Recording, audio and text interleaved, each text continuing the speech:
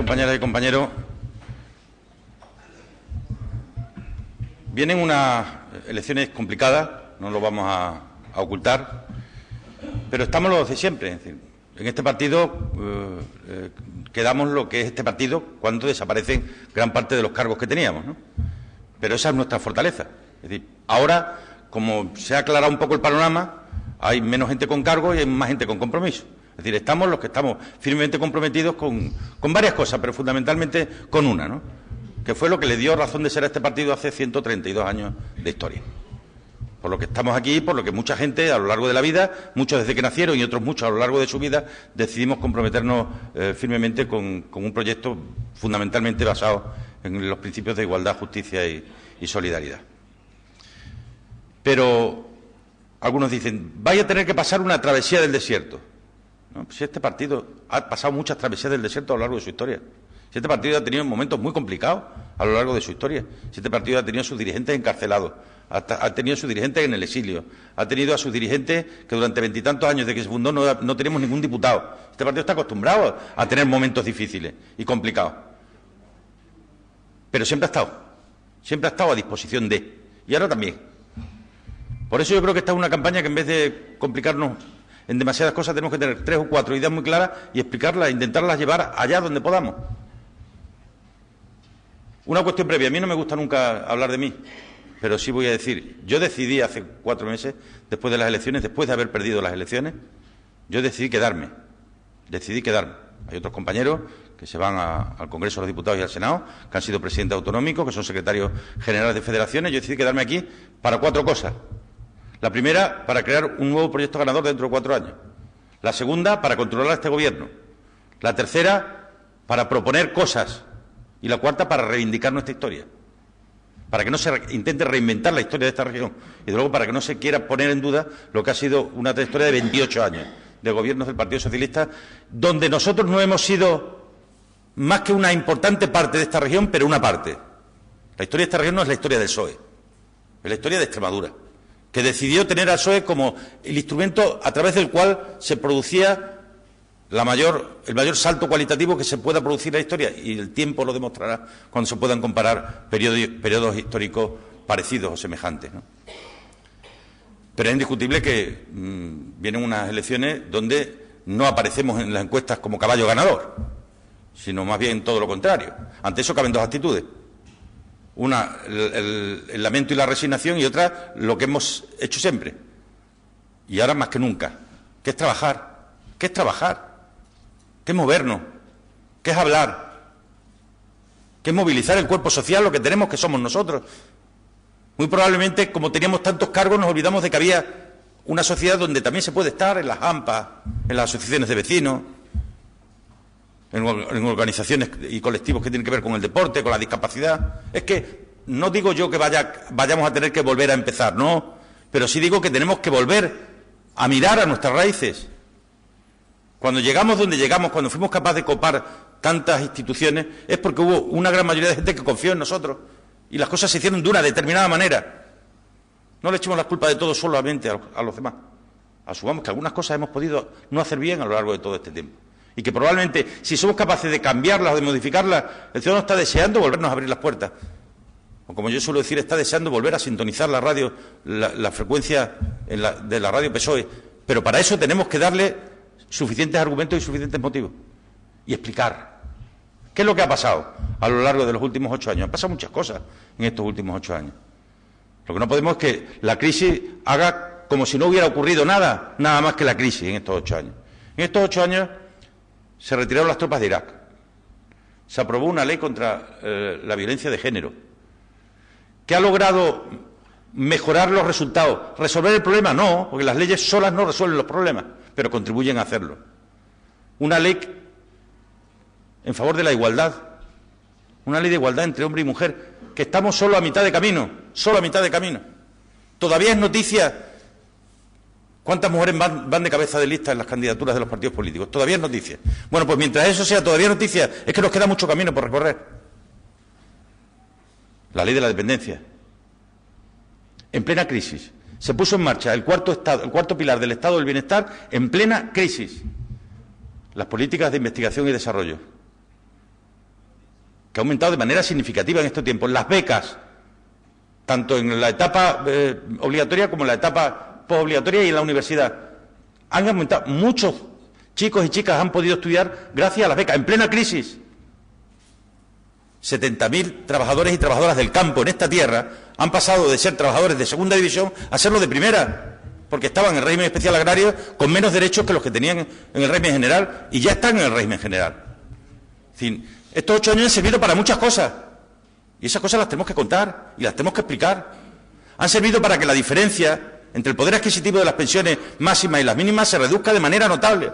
Porque mientras el PP subía todas las pensiones lo mismo, nosotros hemos aumentado las pensiones mínimas el doble que las máximas. Un 30% de poder adquisitivo han recuperado las pensiones mínimas. Y eso ha ocurrido a lo largo de estos años. Que todo este vendaval parece como si lo quisiera hacer desaparecer y nosotros lo tenemos que reivindicar, porque ha sido fruto de políticas de izquierda. Cuando salen Izquierda Unida diciendo es que da igual lo que haga uno que hagan otro, que comparen lo que hicieron los 8 años del gobierno de Aznar con lo que han hecho los 8 años de los 7 años y pico del gobierno de José Luis Rodríguez Zapatero, que lo comparen. Que lo comparen. Ahora después hablaré un poquito de este tema. Por tanto, tenemos motivos más que sobrados para reivindicar lo que se ha hecho durante todo este tiempo. Es verdad que cuando llega la crisis, donde nosotros no estamos en el origen de la crisis, pero sí estamos en sus conclusiones. La crisis surge como consecuencia de muchas cosas, sobre todo y fundamentalmente una crisis financiera y una crisis de deuda. Pero una crisis financiera de un sistema bancario al que nadie obligó a prestar más de lo que tenía. Ya he puesto muchas veces el ejemplo. En Extremadura, en el año 2000, se captaban 8.000 millones de pasivos y se prestaban 7.000 millones de euros. Bueno, pues 8 años después se captaban 16.000 millones de euros de pasivos y se prestaba 24.000. Es decir, un tercio de lo que se prestaba ya no estaba aquí, ya no se generaba, no era fruto de nuestro ahorro, sino era fruto del ahorro de otros. ¿De quiénes? De los mercados, aquellos de los que ahora tanto hablamos. Ese fue nuestro error y o lo reconocemos o al final los ciudadanos dirán yo para qué te voto o para qué te quiero si al final vosotros no tenéis ninguna responsabilidad con nada de lo que ha pasado. Ahí estuvo nuestro error, en no haber sabido romper un modelo muy concienzudamente planificado por la derecha en España y por la derecha en Europa y por los mercados y por los liberales, por el pensamiento liberal. Cuando se rompe el muro de Berlín nos quedamos sin referente, Acabamos pensando que todo aquello en lo que estábamos metidos.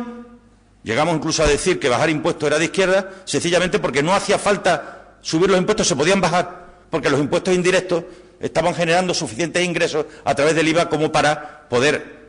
¿Por qué? Porque vivíamos en una sociedad de consumo, con mucha demanda interna, pero de consumo. Nada que ver con el conocimiento, nada absolutamente que ver con el conocimiento, nada que ver con la tecnología, nada que ver con la economía sostenible.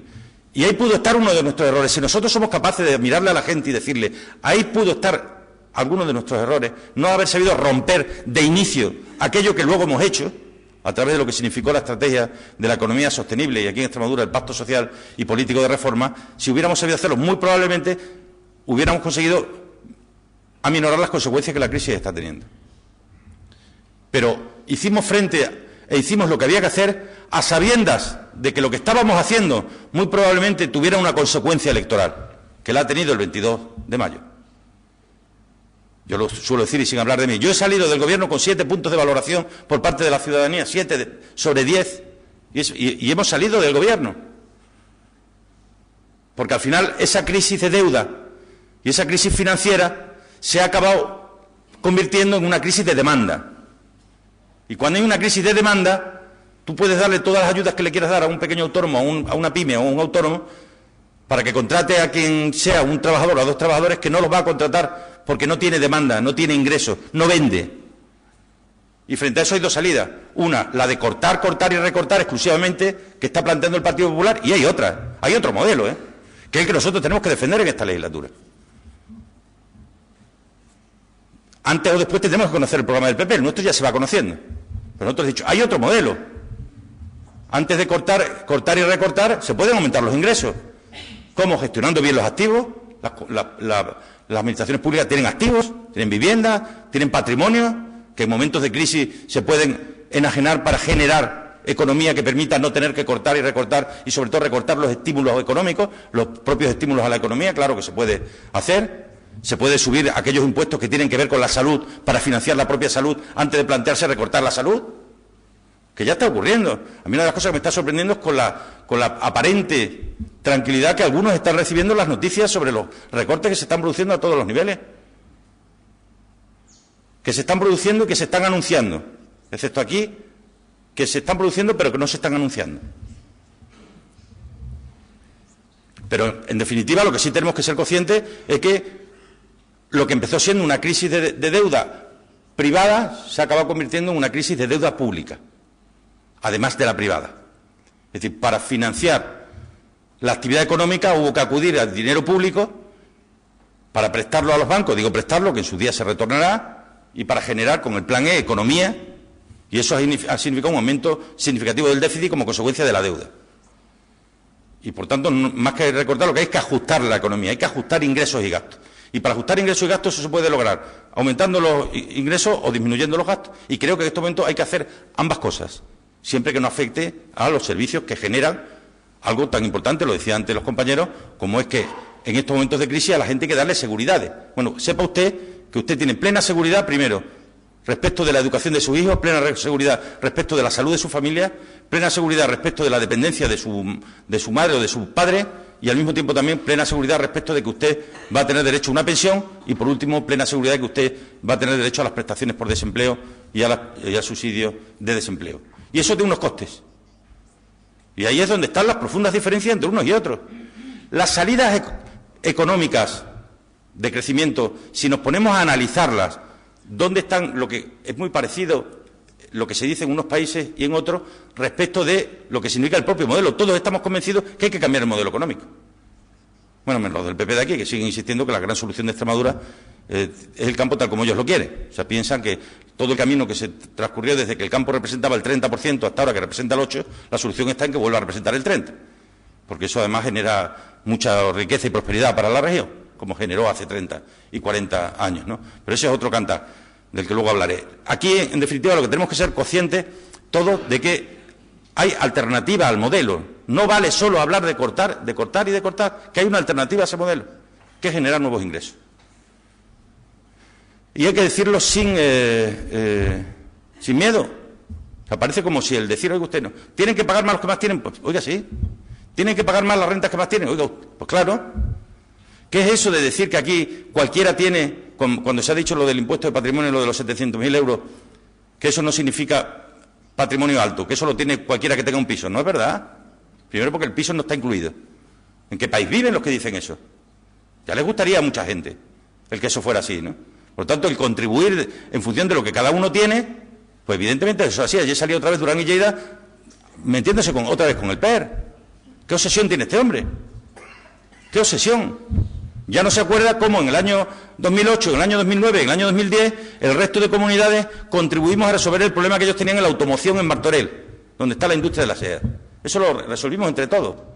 A Extremadura le costó por encima de los 6 millones de euros.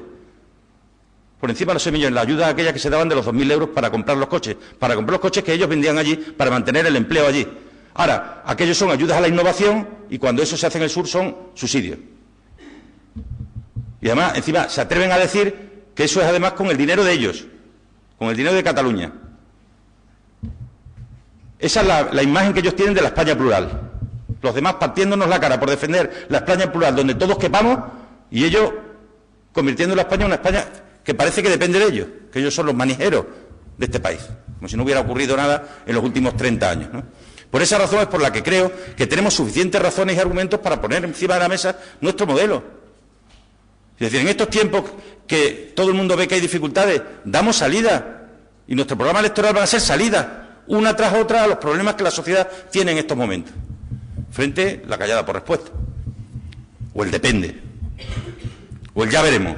O el dependerá de lo que vaya a ocurrir. ¿Sabéis lo que dijo el presidente de la Junta de Extremadura en una pregunta que le hice en el Parlamento la semana pasada?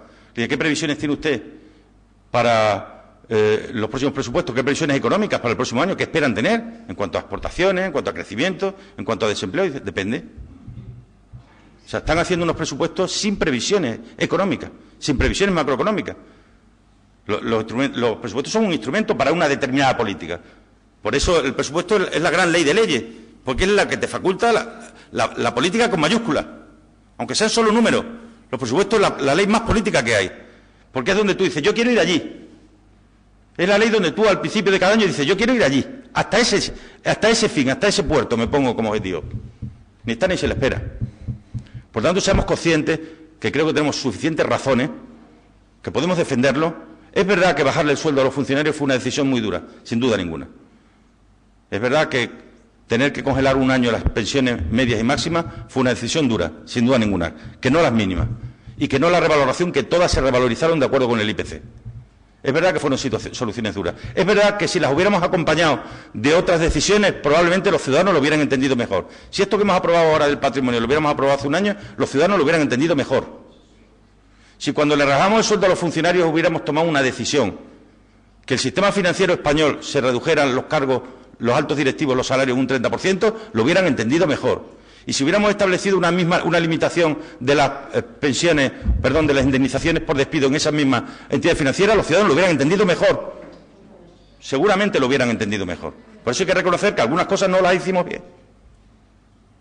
Y si lo podemos reconocer, ¿por qué no se lo decimos a la gente? ¿Qué problema hay en que lo podamos decir? Si el ciudadano está deseando ver en la política gestos de normalidad, y no que aquí parece como si nadie se equivocara nunca. Por esa razón yo creo que podemos. El sábado vamos a aprobar en el Comité Federal el programa, lo veremos definitivamente perfilado. Hay algunas cosas interesantes que creo que van en línea con lo que una parte de la sociedad está demandando. Los ciudadanos de hoy quieren mayor participación, ¿sí o no? Sí. Quieren votar, sí, pero no solo votar. Quieren poder opinar, quieren poder participar y quieren poder decidir. Y quieren que aquellos a los que elige sean los que decidan. No que los que eligen luego les digan que ellos no pueden decidir porque quienes deciden son otros fuera de aquí. Es decir, tenemos que trabajar en la autonomía de la política. Y eso se llama gobierno económico de Europa. O sea, un problema añadido a todo esto ha sido la falta o la ausencia de gobernanza económica de Europa. Hicimos una moneda única, no hicimos un gobierno económico único. Y eso ha hecho que cuando nos echan un pulso nos lo ganan. Porque claro, cuando tú vas haciendo concesiones a los mercados, llega un momento en que se crecen, dice, oye, si esto cada vez que le meto un arreón, los tíos se echan para atrás, pues vamos a seguir para adelante. Y que sigan recortando. Y como dice Felipe, como la mantequilla está blanda, venga cuchillo y venga cuchillo y venga cuchillo a la mantequilla. Frente a eso hay que buscar alternativas. También os lo he dicho alguna vez, porque el pensamiento liberal esto lo tiene planificado, ¿eh?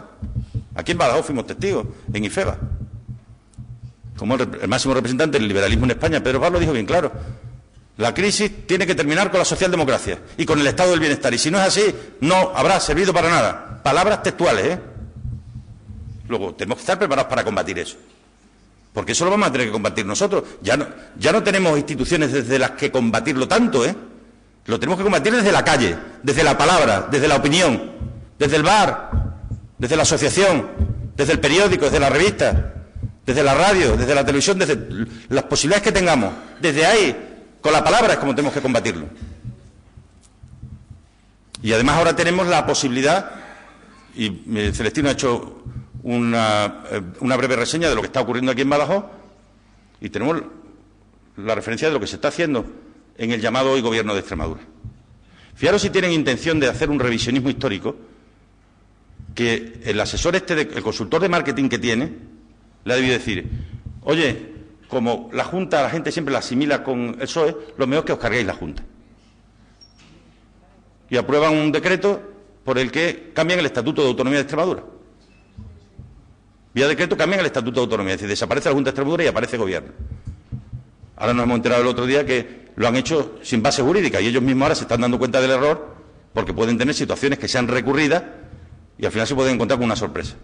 Pero en definitiva, están en las anécdotas. Están en las anécdotas.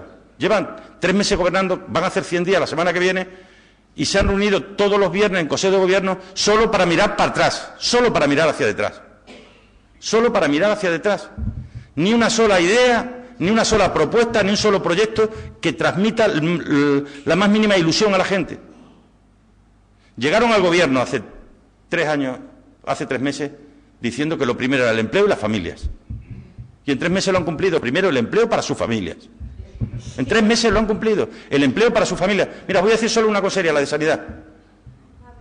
En la Consejería de Sanidad, un director general, uno, nombra a su mujer consejera, coordinadora de seguridad alimentaria.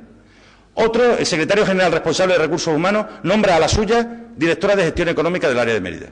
La consejera nombra al marido de su secretaria director de recursos humanos del área de Mérida. O sea, y ahora el presidente de la Asamblea esta mañana dice que todo eso lo hacen porque es muy importante confiar en la familia.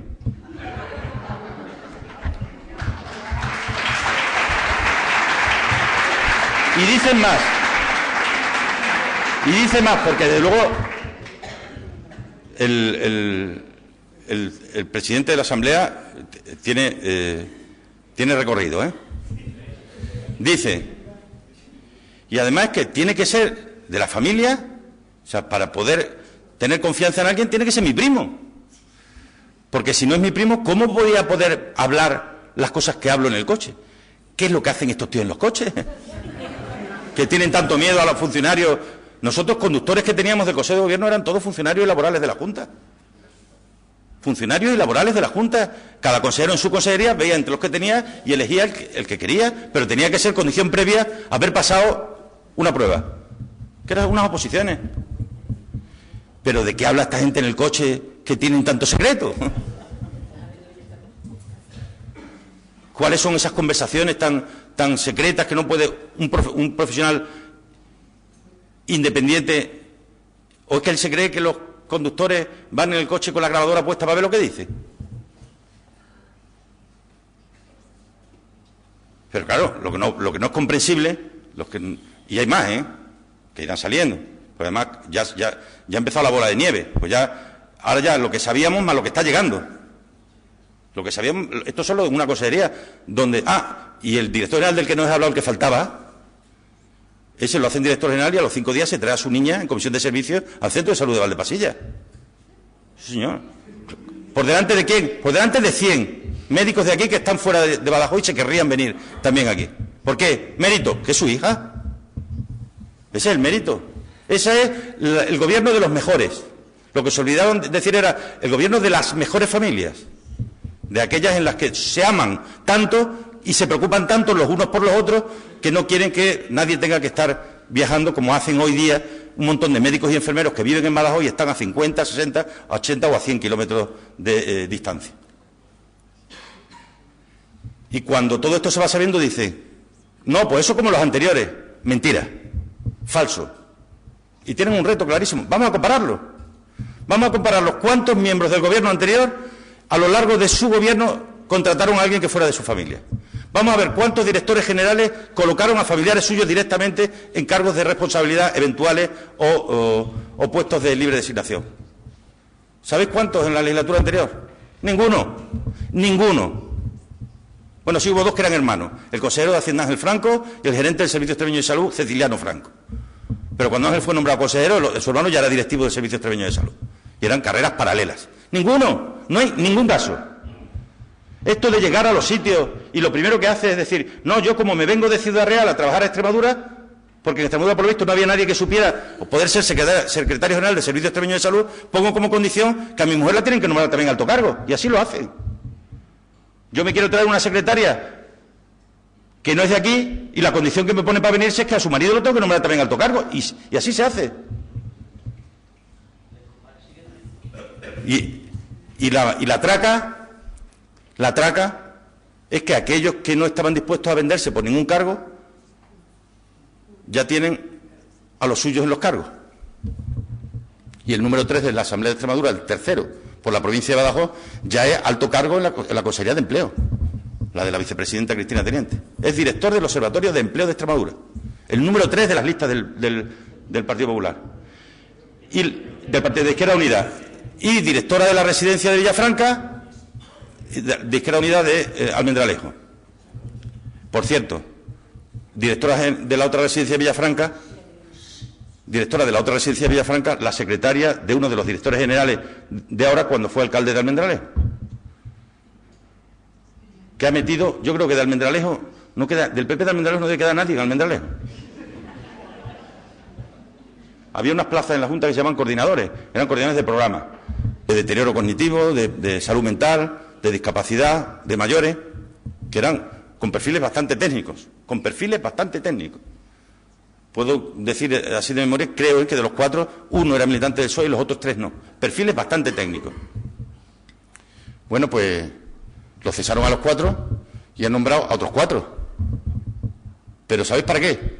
Bueno, uno de los perfiles técnicos ahora la secretaria de la directora general del SEPAD, de la directora gerente, que no se conformaba porque si era secretaria tenía que ser funcionaria o laboral y como no quieren que no les vale ninguno de los 45.000 funcionarios de la Junta, pues se la traen en una plaza de asesor que cobra casi justamente el doble. Y eso es lo que están haciendo, están llegando todos los días porque creíamos que era algo que cuando nos llegaron los primeros era una anécdota y es la norma. Es la norma. El secretario general, el director general de presupuestos, lo nombran hoy y a los 10 días a su mujer la hacen jefa de servicio de gestión económica de la Consejería de Hacienda. Es la norma. Y entonces, claro, ante eso, ¿qué piensa uno?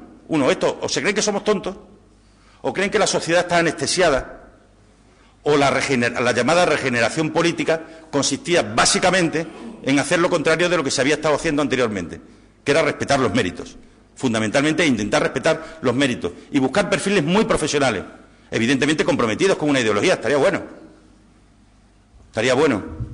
Pero nosotros mantuvimos en sus cargos a gente que tenía mucha valía, aun a sabiendas que no eran ni militantes ni votantes del PSOE. De esos no queda ni uno. De lo contrario, no queda ninguno. Ha habido a compañeros y compañeras, incluso a personas independientes, magníficos profesionales, a los que se le ha dicho, con palabras textuales, se ha dicho: lamento mucho, eres una persona muy válida, pero basta que hayas estado colaborando con el PSOE para que seas persona desclasificada a la hora de poder contar contigo. Eso lo están haciendo en montones de consejerías. Y decimos, oye, ¿y mientras qué? Mientras nada. Se planteó un plan de choque contra el desempleo juvenil en el discurso de investidura. Nada. Se planteó un plan de choque contra el desempleo en la mujer. Nada. Se planteó una estrategia de políticas económicas. Nada. Lo que iba a ser un plan de choque luego acabó siendo un plan integral. ¿Sabéis que Juan Carlos siempre decía que cuando le venía algún consejero diciendo lo de plan integral, dice: este ya no sabe lo que quiere hacer, porque le dice integral y eso que no sabe muy bien lo que quiere. Un plan integral. Y ahora acaba siendo un plan 3E, que es el nombre que pone el de la consultoría de marketing. El plan 3E. Y el plan 3E que le entregan a los sindicatos no tiene nada que ver con el plan que van a elaborar, que lo están elaborando con las propuestas de los sindicatos. Con lo cual, cuando llegue el momento final del plan y lo comparemos con el anterior, veremos que el 95% es igual. Porque el margen que hay ahora, en contra de lo que ellos puedan pensar, el margen que hay ahora para la salida de la crisis pasa por el fortalecimiento del sistema financiero y el que vuelva a haber crédito. A la empresa tú ahora, por mucho que le des, si no tiene clientes, le da igual que le des 3, 4 o 5.000 euros por puesto de trabajo, porque no tiene demanda. Si eso no lo entienden, no habrán entendido absolutamente nada. Y vamos a ver las consecuencias, porque en la imagen o el mensaje del cortar, cortar y recortar, un presidente que dice que el déficit, en vez de en el 2,5 que decía el Gobierno de España que tiene Extremadura, resulta que es el 6,8 en junio, pero su consejero dice que no, que en junio no, que en diciembre, que dice que va a bajar el presupuesto a las 8 de la mañana, dijo un día que iba a bajarlo el 10. Bueno, pues a las 11 dijo ya que el 20. Y cuando le dijeron que cómo iba a ser eso, dijo no, que era el 10, y que el otro 10 lo rebajaría de las empresas públicas. ¿Sabéis cuánto es el 10% del presupuesto? 520 millones de euros. ¿Sabéis cuál es el presupuesto de la empresa pública, de GEPES? 35. ¿Cómo va a bajar 520 millones de 35? Pues lo dice sin sonrojarse. Se cantan tranquilos. Y lo que es más grave, transmiten un mensaje catastrófico de la situación que tiene un efecto inmediato, que la próxima vez que la Junta salga a buscar endeudamiento, que lo tiene que hacer, en el endeudamiento autorizado del 1,3%, le van a cobrar mucho más por lo que le presten de lo que cobraría si no dijeran cosas que no son ciertas. Consecuencia primera, muy negativo para los intereses de Extremadura. Consecuencia segunda, hay centenares de empresas que tienen que renovar sus pólizas de crédito de aquí a final de año. Centenares de empresas. Que cuando en el año 2008 llega el grueso de la crisis, trabajamos codo con ellos y con el sistema financiero para aplazar la situación a 2 años después. Y ahora hay que volverlo a renovar. Pues fijaros el mensaje que le está mandando el gobierno extremeño a esas empresas y al sistema financiero. Usted, banco, renuéveselo si quiere, pero yo no le voy a contratar. Porque no voy a sacar licitación, no voy a sacar obra pública nueva, porque voy a reducir el presupuesto en todo lo que significa inversión inmaterial, que es además donde lo van a reducir, porque si dicen que no tocan la sanidad, la educación ni la dependencia, lo que van a tocar son los capítulos 6 y 7, que son los capítulos de inversores. Bueno, ya os digo, no lo van a hacer, ¿eh? No lo van a hacer. Porque si lo hicieran, si se atrevieran a rebajar el presupuesto de la Junta de Extremadura un 20%, eso se llaman 50.000 empleos, que se destruirían en los 6 meses siguientes. Si se atreven a hacerlo en el 10%, se destruirán 25.000 empleos. Así que, como ya se habrán dado cuenta de eso, o alguien les habrá informado, verás cómo van a ir rebajando. Alguna explicación nos darán de aquí a dentro de 4 o 5 días, cuando aprueben los presupuestos, de por qué no se cumple el compromiso del presidente de bajar un 20% el presupuesto. Porque primero no es posible y segundo sería un drama. Sería un drama, porque se desaparecerían todas las políticas, excepto la educación, la sanidad y la dependencia. La PAC y todo lo demás fuera. Porque educación, sanidad, dependencia y PAC son el 80% del presupuesto. Luego todo el 20% es el restante. Entonces tienen un profundo desconocimiento, improvisan todos los días. Tienen un empecinamiento en aplastar todo lo que huela a PSOE. Tienen un empecinamiento en hacer ver como si la historia empezara ahora. Si los ciudadanos le van a pedir responsabilidades y le van a pedir cuentas, y no van a tardar mucho tiempo. Porque yo me voy a encargar de demostrar que las cosas, si ellos no gobernaran, en estos meses estarían siendo distintas a como están siendo. Porque se están dedicando exclusivamente a las anécdotas, son el gobierno de las anécdotas. Y porque se están dedicando, además, a intentar cambiar hasta cosas que funcionaban muy bien. Pues yo entiendo que un gobierno que llega es legítimo que haga cambios, estaría bueno, es legítimo. Pero cambiar por cambiar, sin pararse a pensar, es decir, esta manía que les entra con el sueldo del director de la orquesta, esa animadversión hacia la gente, o sea, el pensar que todo el mundo engaña, que todo el mundo es malo, con un discurso pesimista, negativo, desesperanzador absolutamente. Si ahora lo que necesita la gente es que se lidere el estado de ánimo de los ciudadanos, y el estado de ánimo de los ciudadanos se lidera de otra manera. Si oyéndolos entran ganas de salir corriendo. Sobre todo, mira uno el Diario Oficial de Extremadura y ve las decisiones que han tomado desde junio y es casi ninguna, excepto esta de los familiares. Las demás casi ninguna. Casi ninguna. ¿Cómo puede un gobierno presentarse a unas elecciones y decir que va a reducir el 50% los altos cargos y no hacerlo?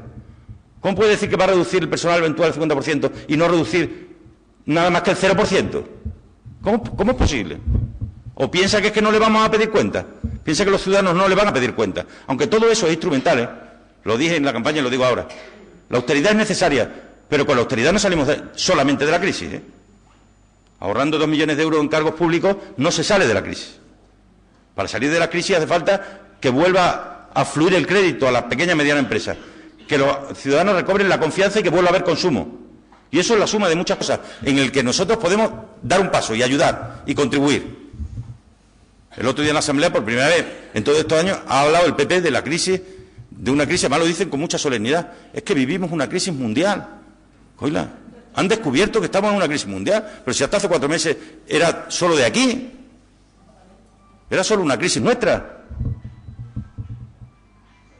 No obstante esto, yo creo que nosotros tenemos que seguir buscando control de gobierno y haciendo propuestas. La semana pasada hice una basada en lo que a mi juicio es imprescindible.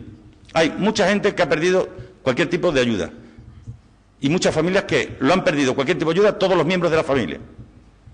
Por eso planteé un plan de choque urgente para 10.000 ciudadanos y ciudadanas, que se puede hacer con empleo público o con empleo privado, si yo no lo hago exclusivo del empleo público. Si se pueden buscar acuerdos con determinadas empresas, a cambio de un resultado de formación también para los trabajadores y trabajadoras. Es imprescindible. Y como dicen que no hay dinero, les propongo de dónde sacarlo. El impuesto bancario permite recaudar cerca de 30 millones de euros cada año. Pues dígasele a los bancos que los 2 próximos años no se les va a permitir compensar el impuesto bancario con las inversiones que ellos quieran hacer, sino que ese dinero tiene que ir destinado a inversiones encaminadas a generar directamente empleo. ¿Dónde está el problema para hacer eso? Es simplemente tener voluntad. Ah, no, pero como lo propongo yo, entonces no. Y dice, y además que lo hubieran hecho cuando gobernaban, si es que lo hicimos. Si yo el año pasado tampoco había dinero. Y llamé a las puertas de las cajas, me dieron 3 millones de euros cada uno, llamé a las puertas de Diputación, me dieron 3 millones de euros cada una, que ya eran 12 y la Junta puso otros 12, e hicimos un plan extraordinario por 24 millones de euros destinado a 6.000 personas que habían perdido las prestaciones, el llamado empleo social, porque nos preocupaba y nos ocupaba la realidad que estaban sufriendo. Y desde las administraciones públicas estamos también para resolver ese tipo de casos, ¿no?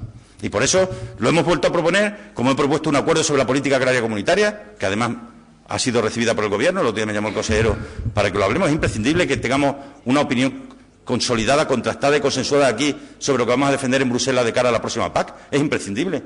Pues lo mejor que le podría ocurrir a Europa era que aquí nos matáramos los unos a los otros, dialécticamente me refiero, y allí el divide y vencerá. Claro que tenemos la obligación de ponernos de acuerdo en eso. Pues eso es lo que tenemos que hacer. Defender lo que ha hecho nuestro Gobierno. Plantear nuestras alternativas. Sentirnos orgullosos de los avances que se han llevado a cabo. Aceptar que algunas cosas hemos podido hacer mal y cambiarlas.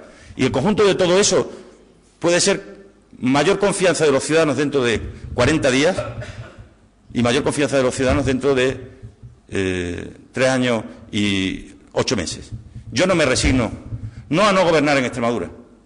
Yo no me resigno a no ser capaces de construir un nuevo proyecto de mayorías en esta región, respaldado por una amplia mayoría social, de una sociedad distinta a la de hace 20 años, por tanto que nos exige un planteamiento estratégico distinto, pero igualmente convencido de que es la mejor salida para los extremeños y extremeñas, sobre todo para aquellos que más lo necesitan, que son los que estuvieron en el origen del proyecto de hace 28 años y de los que están en el proyecto de ahora. Y vamos a las elecciones dentro de 40 días defendiendo lo que hemos hecho, porque hemos hecho lo que España necesitaba, aunque electoralmente supiéramos que nos podía hacer daño. Tomamos las decisiones, pero manteniendo en este momento 3 puntos del Producto Interior Bruto, es decir, 30.000 millones de euros en el pago de prestaciones sociales.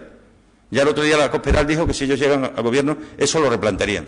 Como dijo la de Madrid, que si ellos ganan a nivel nacional, plantearán el tema de la gratuidad de todo el periodo educativo. Es decir, ellos están diciendo cosas que luego rápidamente rectifican. Eso es como algunas veces que mi niño me viene contando algunas cosas y digo, madre mía, si eso te lo ha dicho un amigo tuyo, ¿qué cosas no irán en casa? Pues aquí pasa igual. ¿Qué cosas no oirán en casa o qué cosas no hablarán en casa? Para que digan, para que se les escape con esa facilidad algunas, ¿no? Porque en definitiva piensan, gracias, Cate, porque en definitiva piensan que esto de la igualdad está bien, hombre, pero igualdad del todo, porque es que además algunos lo dicen, lo dijo el Premio Nobel de Economía del 2005, que el problema de la crisis estaba en el igualitarismo que se había empeñado la socialdemocracia de que teníamos que ser todos iguales. Está bien que seamos iguales, hombre, pero en todo no. Pues nosotros hemos dicho en todo sí. Y por eso por lo que tenemos que luchar, luchamos ayer, luchamos hoy, tenemos que luchar mañana. Muchas gracias, compañeros y compañeras.